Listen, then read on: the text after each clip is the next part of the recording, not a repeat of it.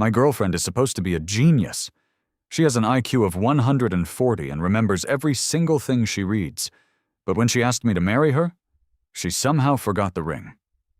When we went to the courthouse to get our marriage license, she claimed she forgot the paperwork at home. And on the actual day of our wedding, she forgot to show up.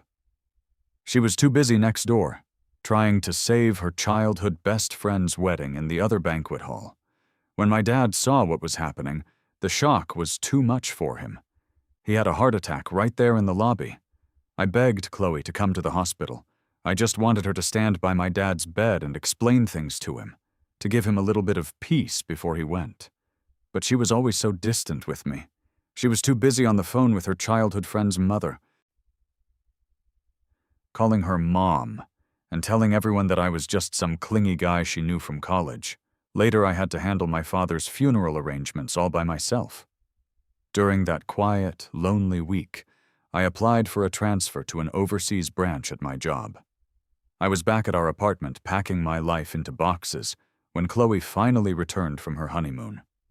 She looked happy, practically glowing with satisfaction. She smiled at me and asked, "Jack, is your dad feeling any better? We should pick a new date for the wedding soon.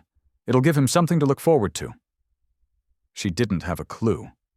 She didn't know that from the moment my dad passed away, there was no we anymore. I was taking my winter coats out of the closet and folding them neatly into my suitcase. Suddenly, Nas. The front door clicked open and someone walked in quietly on tiptoes. A pair of slender hands wrapped around me from behind, covering my eyes. Her fingers were freezing cold. "Guess who?" she whispered. She lowered her voice to sound husky and playful, the way she always did when she came back from business trips and wanted some attention. In the past, I would have laughed. I would have said, "It's my beautiful Chloe," and held her hands to warm them up. But that sweet feeling was gone now. I wasn't in the mood to play games. I pulled her hands off my face and went back to folding my clothes without saying a word. My girlfriend, Chloe, seemed confused. Her hands balled up into fists, and her eyes dropped to the floor.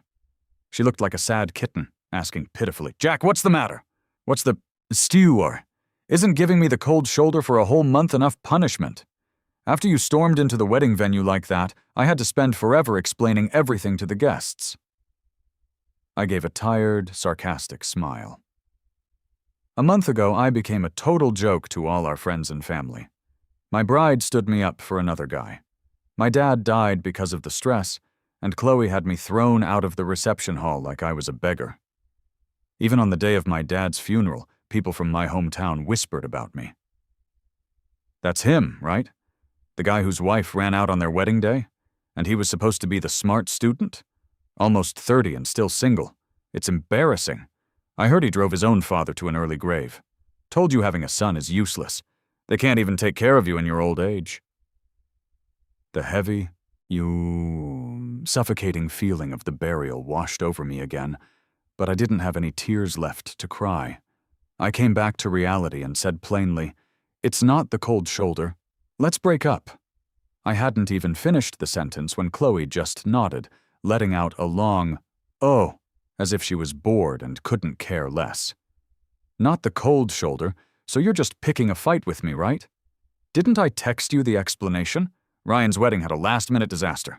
Our families are old friends. Helping him out wasn't going to kill me." She sat down on the sofa like a queen, picked up a gray sweater of mine, and began clumsily folding it. Beneath her dark hair, her eyebrows furrowed, and her lips pursed just a little bit. "This sweater is so ugly. You should just throw it out." I didn't say anything. I just stared at the silver wedding band on her ring finger, feeling a little dazed. I finally realized that the unusually cold thing pressing on my eyelids earlier had been that ring. Chloe noticed me looking, and as if she was hiding evidence, she quickly slipped the ring off and shoved it into her pocket. Then she blinked, trying to smooth things over like she always did. "You have to commit to the part, you know? I forgot to take it off. You aren't getting all jealous again, are you, Jack?" Actually, I wasn't angry at all. I just suddenly remembered something.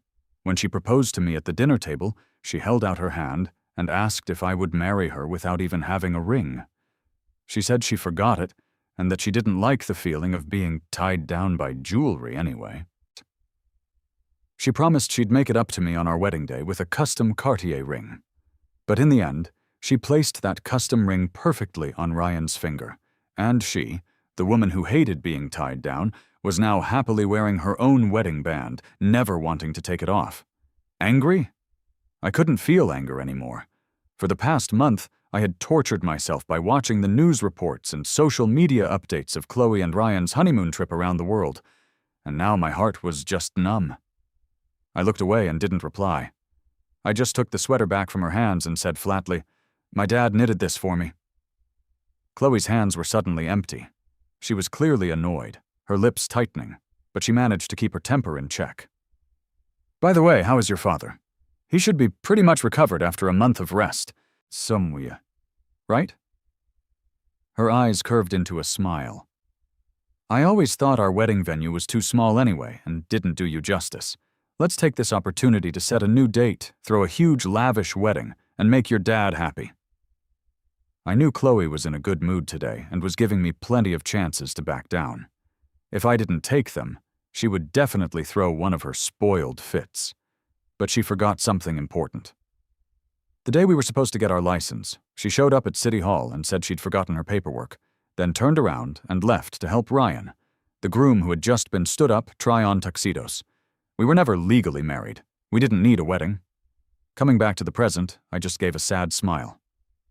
"There's no need." After being shut down several times, Chloe's face suddenly darkened. Just as she was about to speak, her phone rang. When she saw the name Ryan on the screen, her expression softened completely, and her voice became unbelievably gentle. "I just got home. Why are you calling?" After listening for a moment, she tucked the phone between her ear and shoulder, picked up her beige trench coat from the rack, and smiled. "Ryan, you're really pushing your luck. I'm in the middle of placating my boyfriend here. This is the last time you hear me?" I watched as she expertly slipped the ring back on her finger, checked her hair and makeup in the full-length mirror, and grabbed her car keys to leave. With her hand on the doorknob, she seemed to remember I was still there. She glanced back, ruffled my hair, and said in a doting voice, "Okay, Jack, stop sulking. I bought you a little present. I'll give it to you tonight." I watched her leave, then walked over to the floor-to-ceiling window. Through the glass, I saw a flashy red Ferrari parked downstairs. Ryan was leaning against the car door, sipping a boba tea, and Chloe, who was usually a germaphobe, bent down without hesitation and took a sip from the same straw before getting into the driver's seat. I stopped watching and drew the curtains. I turned around and picked up the overseas transfer application from my desk, which I had already filled out completely. Running my thumb along the sharp edge of the paper, I walked out the door without a second thought and caught a cab to the office. By the time I finished packing my things there, it was already evening. I had applied for the transfer through the company system a couple of days ago, and it had been approved. All I needed to do now was submit the physical copy for their records. At the office, everyone was whispering as they looked at me. "Isn't that the guy from the video who caused a scene at Miss Davis's wedding at headquarters? Hey, didn't he take bereavement leave to run away? What's he doing back here? I bet he's here to quit. He's been at this company for 10 years and is still just a team lead. I heard he applied for a promotion 5 times and got rejected every time. Pretty useless." These harsh comments used to get me down, but now I felt nothing. I had heard far worse during the time I was arranging my father's funeral. I kept my eyes forward and knocked on my boss's door. "Mr. Miller, come in." Mr. Miller looked at the form in my hand and nodded with satisfaction. "Jack, when you told me you wanted an overseas transfer the other day, I didn't believe it. You always turned it down before, saying you couldn't bear a long-distance relationship with your girlfriend. You were pretty decisive this time. Someone from headquarters is coming tomorrow to inspect the transfer situation. Come back to the office one more time to show your face, and then you can go. You know, we started as interns together. You were always more capable than me, helped me out a lot. I'm glad you finally figured things out. It's for the best. I lowered my eyes. Yeah, maybe it was just bad luck. All the interns from my year had become executives while I was stuck in the same place. Leaving the office, I looked back at the skyscraper where I had worked for 10 years.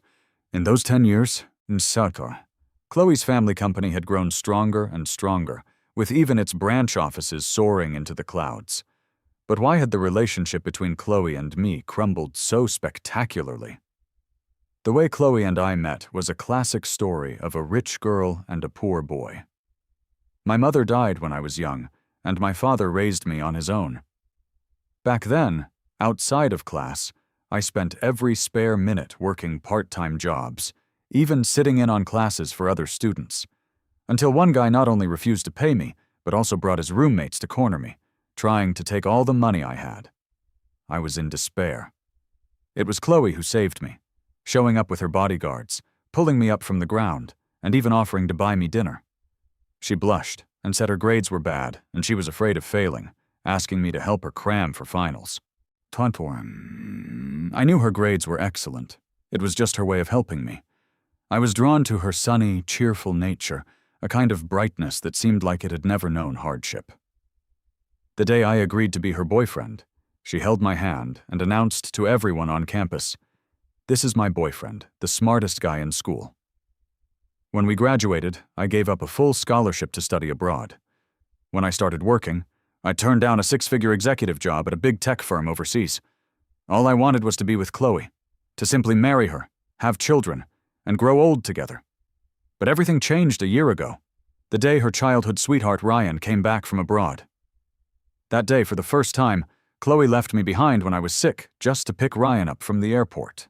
That night at his welcome party, she got completely drunk, clung to Ryan's hand, refused to go home with me, and asked with red eyes, "Ryan, please don't leave me again, okay?" From then on, I argued with her endlessly about Ryan.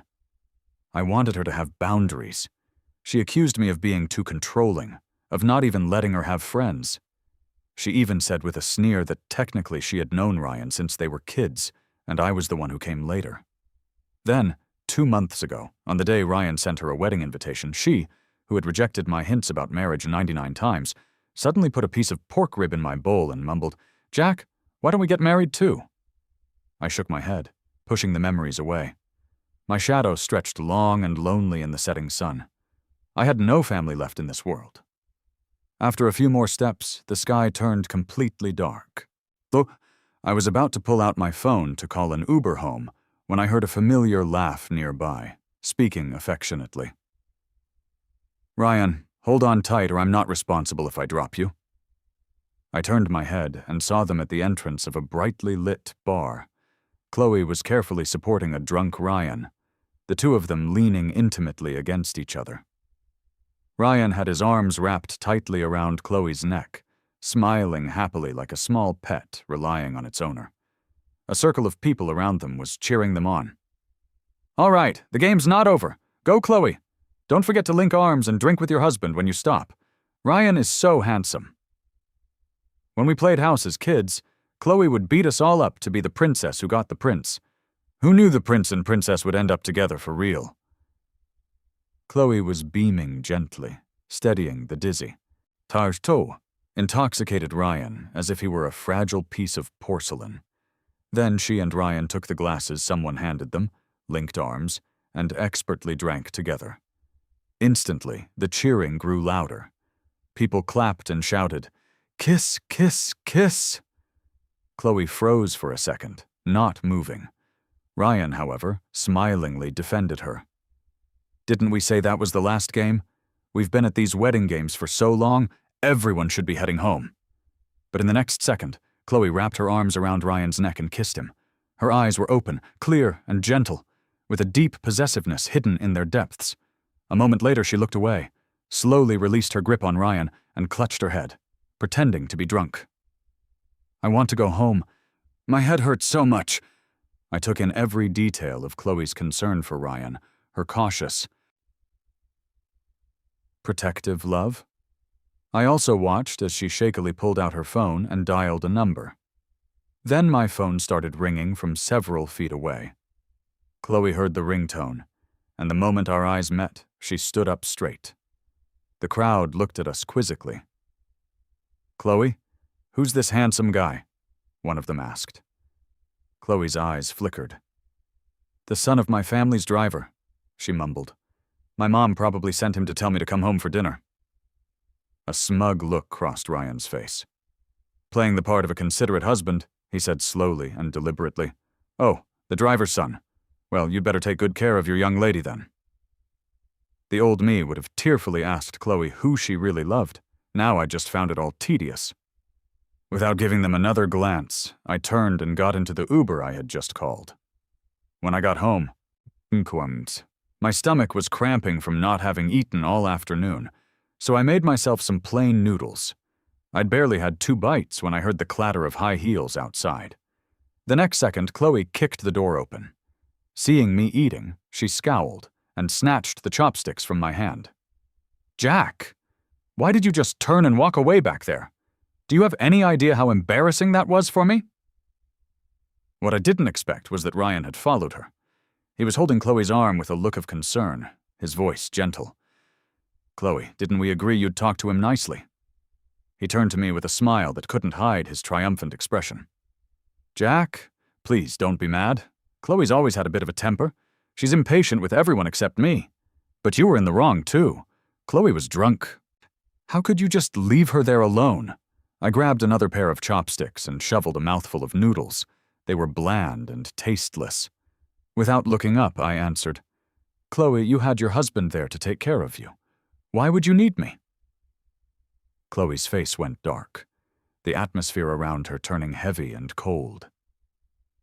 "What do you mean, my husband? Jack, there's a limit to your jealousy. Those were just friends from our circle.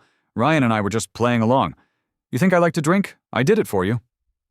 I found that ridiculous.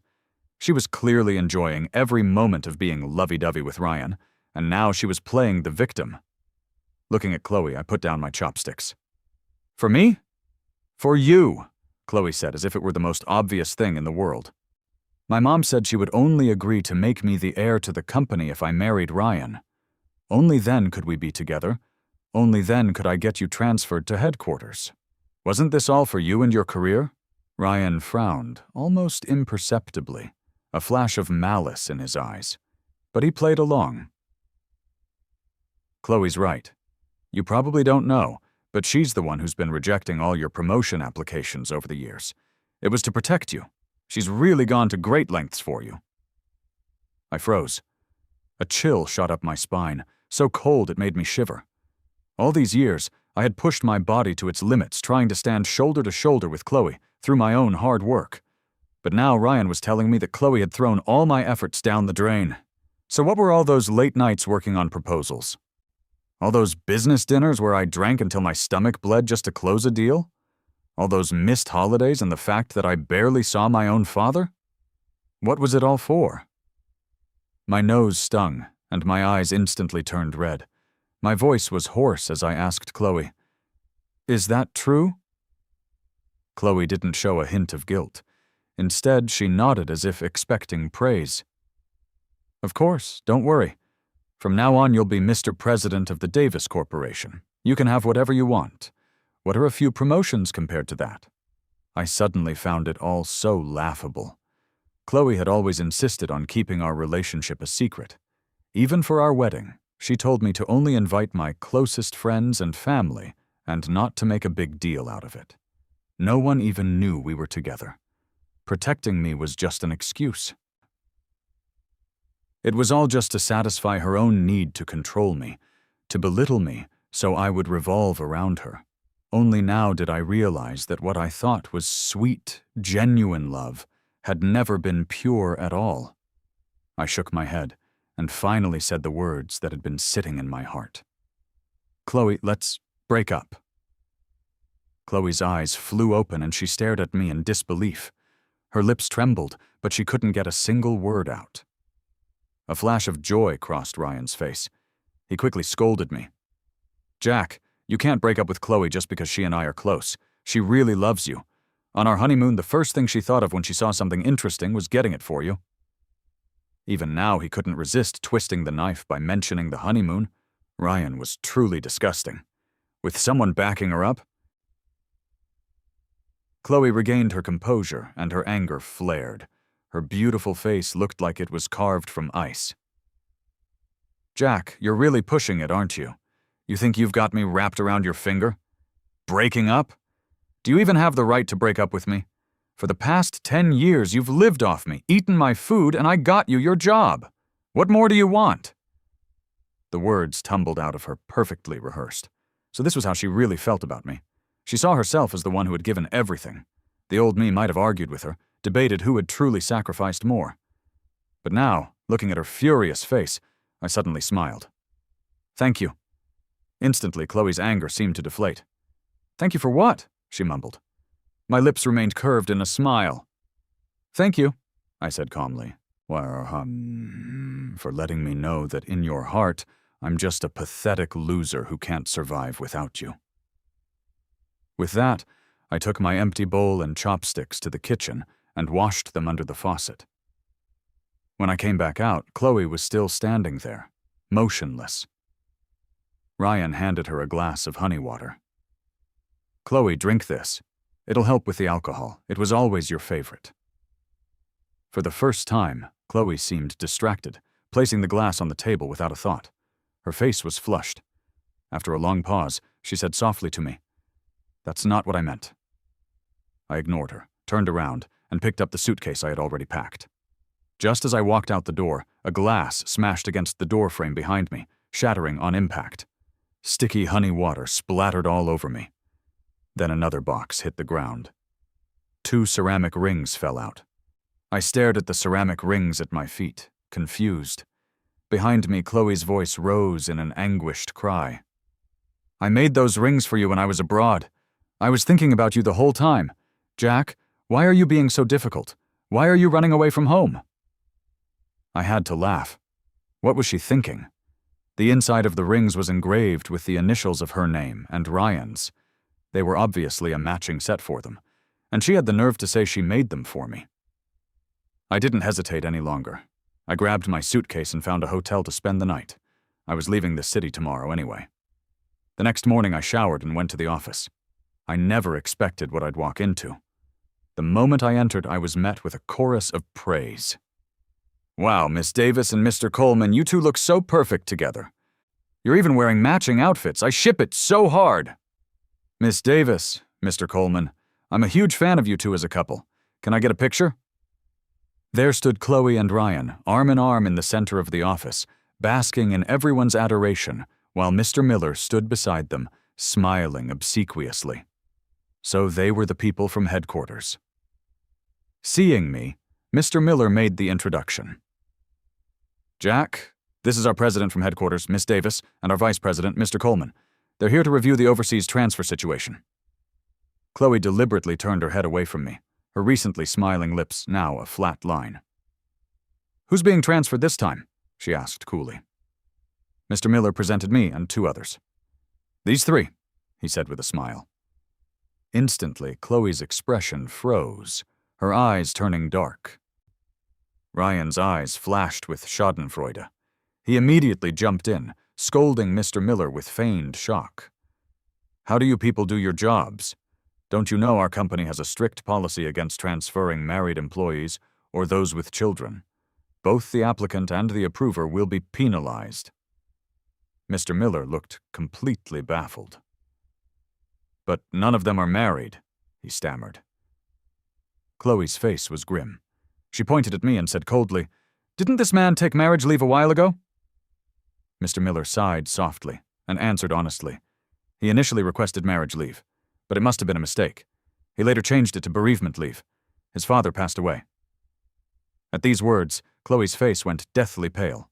Her outstretched finger stiffened and she stared at me in disbelief. As if remembering something, her eyes flickered. "Why didn't you tell me?" she asked in a low voice. "That your father had passed away?" I found it laughable. My dad had always cherished Chloe as a daughter-in-law. He used to say that I was blessed to marry her, and always looked forward to the day she would call him Dad. But what he got was Chloe marrying someone else and affectionately calling another man's father Dad. "Is that necessary, Miss Davis?" I said flatly. "Does headquarters really need to manage the personal affairs of every single employee?" Chloe felt something slipping out of her control, and the feeling of unease was growing. She gritted her teeth, her anger flaring up. "What do you mean, not necessary? I was his daughter-in-law." "Whose daughter-in-law are you?" As everyone stared in shock, the main doors of the office swung open. A middle-aged woman walked in, the fine lines around her eyes radiating a sharp, natural authority. It was Chloe's mother, the true power at Davis Corporation, the chairwoman. Everyone snapped to attention. "Good morning, Chairwoman Davis," they chorused. The chairwoman nodded, then turned her head and smiled at Ryan. "Ryan, I sent you 2 lovebirds to make an appearance at the branch offices. What's all the commotion?" Remembering what Chloe had just said, everyone in the room held their breath, not daring to make a sound. Ryan's face turned shades of red and white. He forced a smile, his eyes welling with tears. "One of Chloe's best friends is Jack's wife. When Chloe heard he was being transferred, she just wanted to stand up for her friend." Under the chairwoman's sharp gaze, Chloe bit her lip and remained silent. Her fists clenched at her sides. The chairwoman's eyes narrowed. "Someone dared to violate company policy?" she said sternly. "I'd like to see who was so bold." I stepped forward. "Chairwoman Davis," I said calmly, "it's a misunderstanding. I'm not married. My ex-girlfriend and I broke up amicably some time ago." The chairwoman raised an eyebrow, looking me up and down. Then she turned to Chloe. "I've seen Jack Chen's file. The young man is indeed single. Are you mistaken? He has a flight to catch for his transfer today. Don't hold him up." "A flight to catch?" Chloe's pupils contracted violently. Turning to see my calm expression, her heart skipped a beat. A look of panic crossed her face. Forgetting her usual composed demeanor at the office, she cried out, "Mom! It wasn't my friend, it was me. I'm Jack's wife. How could I be mistaken?" "We got our license on November 3rd. He must be lying. I was there with him." Everyone in the room swallowed hard, not expecting to witness this kind of high society drama. Chloe relaxed a little, thinking this would be enough to block my transfer. But the crease in her mother's brow deepened. Her gaze shifted between me and Chloe before she made her judgment. "What nonsense are you talking about? Even if he is your ex-boyfriend, your official documents have been locked in my safe this whole time. What could you have possibly used to get a marriage license?" Chloe, who always had such a sharp photographic memory, seemed to have genuinely forgotten that we had never gotten a license. "How is that possible?" she demanded. "Mom, don't lie to me." The chairwoman's expression grew stern, her tone impatient. "I told you to call me Chairwoman Davis at the office. Such disrespect. I've spoiled you rotten. Your documents have always been locked in my safe, and you have never once asked me for them." Piece by piece, her mother helped her reconstruct that day. "And as I recall, you went with Ryan to pick out a wedding dress that day. When would you have had time to get a marriage license? I think you've just been too tired lately. You're starting to hallucinate. Stop getting in the way of Jack's future." Her words were harsh, carrying the weight of a threat, warning Chloe not to bother me anymore, and the reminder was clearly effective. Chloe looked as if she had been struck dumb. She finally remembered. She hadn't gotten the license with me that day because the moment she'd agreed to my proposal, she had started to regret it. So she had deliberately dragged her feet on the way to City Hall, pretended to have forgotten her documents, and then said to me with a guilty look, "I'm so sorry, Jack. Can we get the license after the wedding? There aren't any auspicious days left anytime soon." Right at that moment, she had received a call from Ryan asking her to help him try on a bridal gown for his fiancée, and she had fled as if escaping. Remembering everything, she turned to stare at my impassive face, her lips trembling, unable to say a word. I addressed the chairwoman. "I don't know, Miss Davis. I believe she mistook me for my ex-girlfriend last time, which caused a small incident at our wedding. So I suppose she's just playing a joke on me now." The chairwoman nodded, looking at me with satisfaction. "Jack, don't worry about the transfer. Ooh, I have high hopes for you." I nodded and turned to leave. Chloe instinctively reached out to stop me. "Jack." But her mother stopped her, her face serious. "Shouldn't you and Ryan be continuing your tour? I have to present the company's recent performance results at headquarters today." Ryan finally moved. His venomous gaze shifted from me to Chloe, and he grabbed her right hand, lacing his fingers through hers. Chloe struggled for a moment, her eyes fixed on me. But after a second, she relented and turned to walk away with Ryan. I no longer cared about any of this drama. All I wanted was to escape this city. I went downstairs and took a cab to the airport. On the way, I watched the familiar scenery fly by and silently said goodbye. I never expected to get a call from Chloe while I was checking in at the airport. I frowned, not wanting to answer, but out of habit, my finger swiped to accept the call. "Hello, what is it?" I asked, resigned. The sound on the other end was noisy, like a howling wind. Chloe's words came out in a rush. "Jack, don't go yet. Wait for me, I'm almost at the airport." Then she hung up. I stood there, still holding the phone to my ear, a strange look on my face. The airport? What was Chloe doing coming to the airport? She was so afraid of her mother, there was no way she would come after me. I wasn't so self-absorbed as to think she couldn't let go of our past, that she would be willing to give up the power and status she had worked her whole life for. But to my utter shock, Chloe actually did show up, panting and out of breath. She bent down and grabbed the handle of my suitcase, looking up at me like an abandoned kitten, pleading pitifully. "Jack, don't go. I don't want the president's position anymore. I want to marry you. I'll go steal the documents right now, and we can get our license, okay?" I knew that even though Chloe was 30, she had been so sheltered by her family that she was still like a child. She believed that if she just put on a sad face and apologized, the whole world should forgive her. I used to appreciate her immaturity, hoping she would stay carefree forever. But now I was completely and utterly disappointed. She hadn't chased me down out of love, but out of fear of losing her obedient little toy. But the world doesn't revolve around her. It was time for her to grow up. Looking at Chloe, my gaze was utterly calm. "Go home, Chloe. Stop joking. You've worked hard for 10 years to get that inheritance. Now that it's within your grasp, you can't just throw it away." The adrenaline that had propelled Chloe to come find me began to fade. Her grip on the suitcase handle tightened. She bit her lip, looking stubborn. "Jack, please don't take the transfer.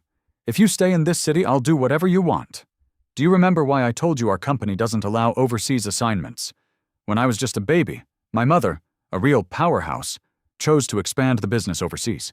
She was gone for 5 years. But when she came back, my dad had another child. From that day on, my mom went crazy. She became paranoid and suspicious, unable to accept such a betrayal. The reason I resisted marrying you is because I was afraid. I was afraid that the day you stopped loving me, I would become just like her." Her words were surprisingly honest and direct. I knew this was her deepest, most hidden fear. In fact, her father had done something even worse. In an attempt to seize half of the Davis family's assets, he had secretly kidnapped Chloe and held her for ransom. Although Chloe was rescued, she fell gravely ill afterward. The shadow of abandonment had loomed over her entire life, becoming her personal nightmare. That's why I had always been so patient, so careful to protect her fragile heart, hoping she would feel and believe in my love. But the truth was, this person who claimed to be terrified of marriage had no problem accepting her wedding to Ryan and had looked blissful on their honeymoon. Perhaps even she didn't realize that she had an extraordinary dependence on and trust in this childhood sweetheart she hadn't seen in years. After a decade together, I wanted a clean break. I kept my voice gentle. "Chloe, I can see that Ryan truly likes you. You don't have to hide your feelings anymore. I wish you both the best, a long and happy life together." Chloe argued anxiously. "No, that's not it. I just see him as a little brother. He was the one who saved me from my dad. I admit I had a tiny crush on him once, but just a tiny one. The person I truly love is you, Jack. You can't leave me." As she spoke, Her voice suddenly grew hoarse and cracked with tears. I just found it laughable. Even now she was playing the ostrich, thinking she could bury her head in the sand and escape reality. In her heart, the inheritance was more important than me. Her mother's approval was more important than me. Ryan was more important than me. Sometimes even a night out with her friends was more important than me. We had been drifting apart for a long time. What? And yet here she was, insisting she loved me. Just as we were at a standstill, a dozen men in black suits entered the airport. Chairwoman Davis had arrived with Ryan to retrieve her. At the sight of her mother's stern face, Chloe's eyes filled with fear, and she instinctively let go of my suitcase. I sneered inwardly. This was the Chloe I knew, a child who would never grow up. Before her mother could even speak, Chloe swallowed hard and automatically took a few steps away from me. She kept looking back over her shoulder, then said with sudden determination, "Jack, I'll wait for you. The transfer is only for 3 years. I'll wait for you at home." I found it all so ironic I didn't even bother to look at her. Who needed her to wait? And she still hadn't noticed that I had already moved everything of mine out of the house. There was no trace of me left. My home had disappeared the day my father died. I turned, boarded the plane, and didn't look back. After landing, I had dinner with the colleague who came to pick me up. His name was Sam, and he had been transferred here a year before me. We had met a few times at the company. The moment he saw me, he clapped me on the shoulder. "Jack, you finally made it. Our boss here is always telling me to poach you. I knew you didn't want to leave the country, so I never bothered you. If I'd known you were coming, I would have called you for sure." A small smile touched my lips. In fact, this overseas firm had subtly asked me many times if I wanted to join them, even deepening their partnership with our company and increasing the number of transfer spots, just in the hopes I would come over. But I was blinded by love at the time and turned them all down. Thinking back on it now, I was such a fool. As we were eating at a restaurant, my phone, which was on the table, wouldn't stop vibrating. It was Chloe. I frowned slightly. A call from Chloe could never be good news, but Sam looked shocked. "Is that Miss Davis from our parent company? Does she need something from you? Jack, you should probably take that." Reluctantly, I answered. On the other end, Chloe's usually calm voice was trembling violently. "Jack, where did all your things go? You said you would be with me forever. Why did you break your promise?" Her voice was so loud, almost hysterical, that I had to hold the phone away from my ear. Sam's fork and knife slipped from his hands, clattering onto his plate. He stared at me, his mouth agape in disbelief. I just said coldly, "Chloe, from the moment my dad died, you and I have had nothing to do with each other." I hung up. After a moment's thought, I blocked her number. When I looked up, Sam was staring at me, looking like he wanted to say something. "What is it?" I asked, a little confused. Sam stammered, "Jack, the girlfriend you were always talking about. Was that Miss Davis? But someone in the company chat sent me a video a while back." I understood. Everyone at the company knew I had a girlfriend of 10 years, but no one knew who she was. Some even suspected I was just a lonely guy making it all up, and the scene of me crashing Chloe and Ryan's wedding, begging her to come to my dad's bedside, had been filmed and passed around the entire company as a joke. Now, facing Sam, I didn't bother to hide it. "Yes," I said frankly. "We used to date. It didn't work out, so we broke up." Sam, having pieced together his own version of the story, looked at me with sympathy and patted my shoulder. "Don't take it too hard, Jack. Guys like us can't compete with the son of the Coleman family. I'll introduce you to a good, down-to-earth girl later." I chuckled and shook my head. Once I officially started my new job, I felt a sense of relief. It was amazing what you could accomplish when no one was sabotaging you or deliberately making your life difficult. Every bit of effort I put in yielded a corresponding reward. After just 1 month, I was promoted to an executive position. This was a level I had never reached back home, even after 10 years of work and 5 promotion applications. Meanwhile, Chloe was frequently on the front page of the news, always tied to Ryan.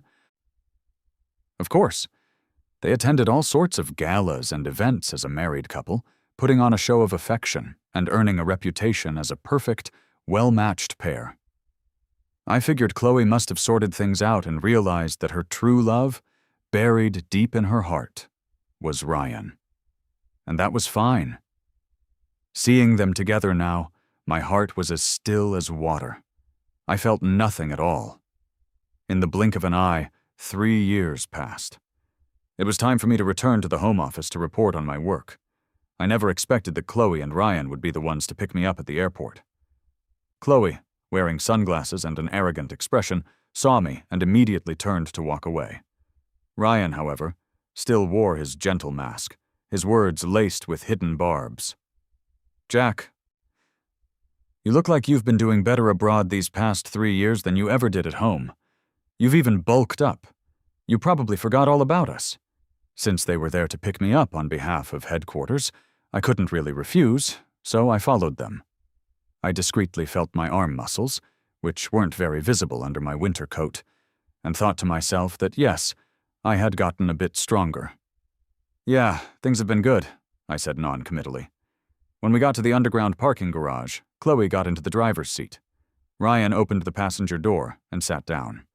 Only after buckling his seatbelt did he say, "Oh, I'm so sorry, Jack, I forgot. You should be in the passenger seat. I'll get out."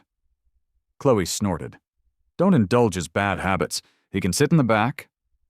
I was confused. Was it a new trend to have guests sit in the front? Why else would Ryan offer me the passenger seat? But since Chloe had spoken, I just nodded and got into the back. Chloe's hands on the steering wheel suddenly tightened, her knuckles turning white. Her eyes were dark as she said through gritted teeth, "Jack, didn't you used to say the passenger seat was exclusively for your boyfriend? That you hated it when anyone else sat there?" I was even more baffled. "Yeah, Ryan's your husband, so it's fine for him to sit there." Chloe's face grew darker. She drove in silence, and for a long time, the car was filled with a suffocating quiet. I took out my phone and quickly texted my wife to let her know I had landed safely, so she wouldn't worry. Yes, in these 3 years, Sam had introduced me to a female colleague, Emma, and we had gotten to know each other and fallen in love. She was also on an overseas assignment from our company and, like me, had lost all her family, so she had no desire to go back. Maybe it was a shared sense of loss, or maybe we were just two lonely souls finding comfort in each other, but we always had endless things to talk about. A year later, we got married. By the time I had to return, she was 3 months pregnant, but she still had work to finish, so I didn't ask her to come with me. Seeing me grinning foolishly at my phone in the rearview mirror, Chloe gritted her teeth in frustration. She cleared her throat and said, "Jack, aren't you going to ask me how I'm doing?" Before I could answer, she started talking to herself. "My mom retired last month and handed the entire company over to me. Now the company is mine. Was she trying to show off? I got it. This was the legendary Who's Doing Better competition with an X." My wife texted me back, "Glad you landed safely, honey. The baby was very well behaved today." She followed it with a little bear blowing a heart emoji.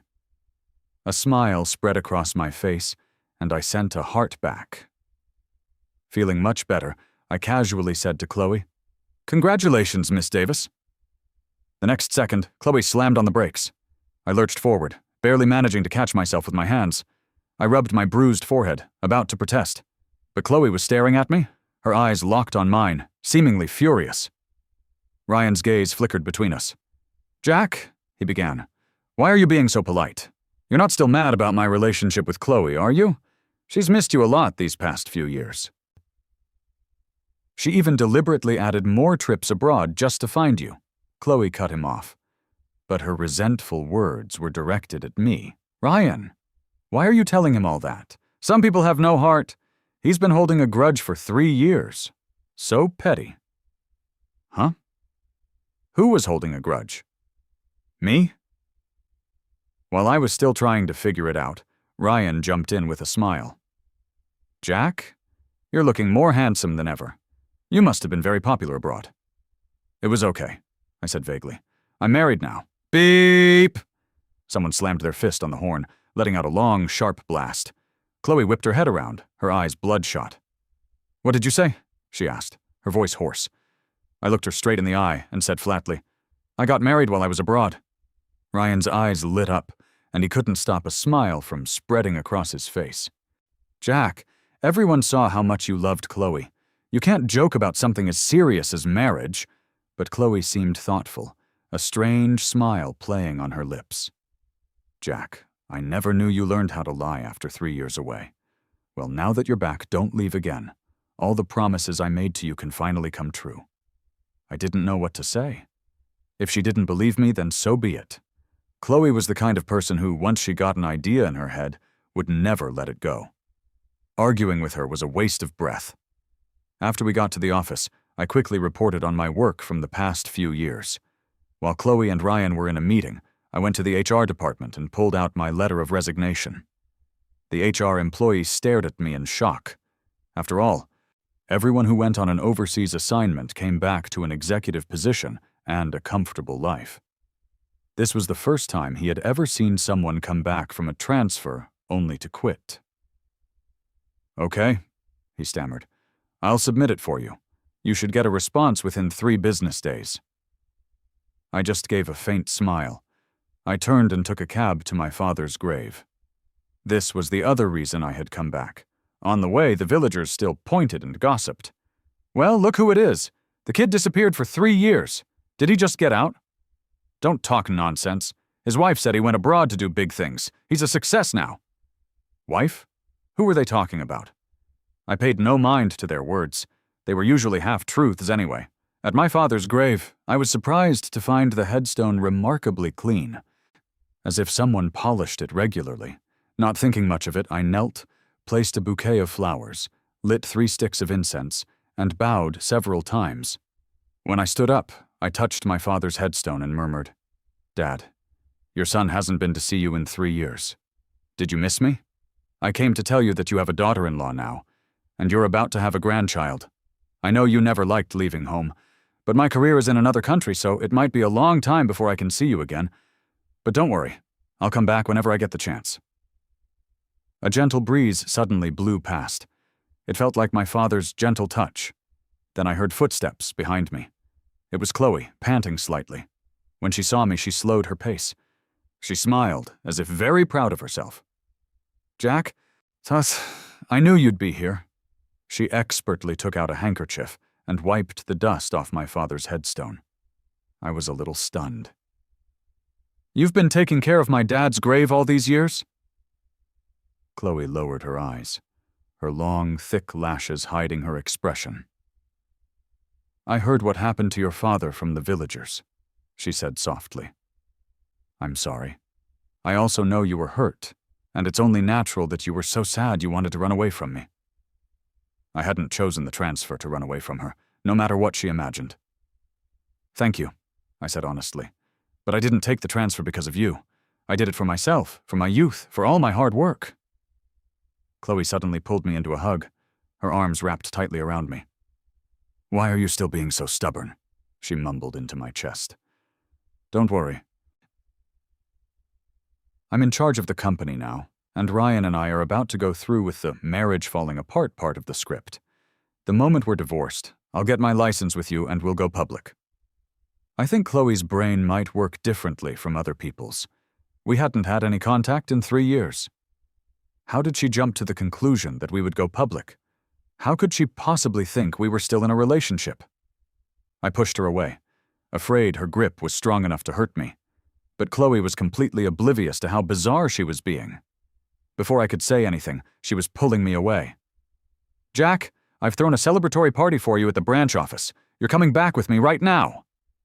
On the way, Chloe talked nonstop, leaving no room for me to get a word in. When we got back to the office, I saw that the lobby had been decorated with streamers and a banner celebrating my return. Ryan, however, did not look happy, his face tense. The moment he saw Chloe, he breathed a sigh of relief and squeezed through the crowd with a smile. "Chloe, you're finally here. Everyone's been waiting for you." The same employees who had once looked down on me and made my life difficult were now either avoiding my gaze or acting as if nothing had ever happened, showering me with praise. "Mr. Chen, I always knew you were a talented man, and now look at you." "Mr. Chen, do you remember me? I used to be on your team. Even back then, I knew our team lead was destined for great things. Chloe smiled, clearly very pleased with herself. Until the HR employee walked up to her with a conflicted look on his face and handed her a piece of paper. She looked annoyed. "We're celebrating right now. Can't this wait until business hours?" Despite her words, she took the paper. Her expression changed drastically. Her lips moved silently. Resignation letter. The next second, Chloe's eyes were glued to me. Her mind was in turmoil. She casually set the resignation letter aside. But I had seen it. "Miss Davis," I reminded her calmly, "if you could please sign that. My flight back is tomorrow." Chloe's eyes widened in disbelief. "You're leaving tomorrow? Jack? Are you throwing your future away?" I was getting tired of this. "Miss Davis, my wife is overseas. I don't want to build a career here. I assume that's not a problem?" Seeing his chance, Ryan couldn't resist adding fuel to the fire. "Jack, do you really have a family abroad? In that case, Chloe, maybe you should just—" He didn't get to finish his sentence. Chloe's face instantly darkened. "Jack, stop messing around. You submitted your resignation just to hint that you want a promotion, didn't you? I've already decided to transfer you to headquarters as a vice president. What more could you possibly want?" Ryan, the current vice president, flinched, clearly unhappy with the suggestion. Just as we reached a stalemate, a gentle, pleasant female voice cut through the tension. "Is this where Jack Chen works?" The moment I heard that voice, I immediately walked toward the entrance. My wife's voice! I hurried over to her. "Honey, what are you doing here?" I exclaimed in surprise. Seeing Emma walking quickly toward me, I rushed to support her, my heart pounding. "Emma, slow down. Be careful you don't run into me," I chided gently. She gently stroked her very prominent baby bump. In that instant, Chloe froze. The entire office froze. Some of the quicker ones recovered and started laughing and flattering me. "Mr. Chen, I can't believe you're married and about to be a father. You're really living the dream." "We were all so jealous." "Yes, and your wife is so beautiful, Mr. Chen. You're a lucky man." Emma's ears turned bright red, but she lifted her chin and squeezed my hand, as if staking her claim. "Jack, I wanted to surprise you. And I wanted to come see your dad." Chloe finally snapped out of it, but her usual composure was gone. She had clearly lost her mind. She took a step forward and tried to pry Emma's hand from my arm. "You're lying! Jack is my husband. You're just an actress he hired to make me angry, aren't you?" Fearing what this mad woman might do, I instinctively raised my hand to block her.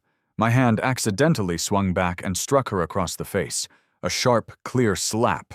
I pulled Emma behind me, watching Chloe warily, my brow furrowed. Ryan had already rushed to Chloe's side. "Chloe, are you okay? Does it hurt?" he asked repeatedly. Chloe just held her reddening cheek, her whole body trembling. 2 streams of tears flowed unbidden from her eyes. "Jack," she said, her voice hoarse, "tell me this is all fake. You promised you would only love me for the rest of your life."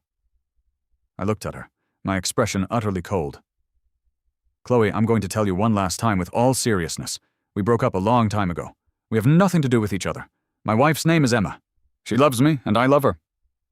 With that, I carefully escorted Emma out of the office. This time, Chloe didn't follow.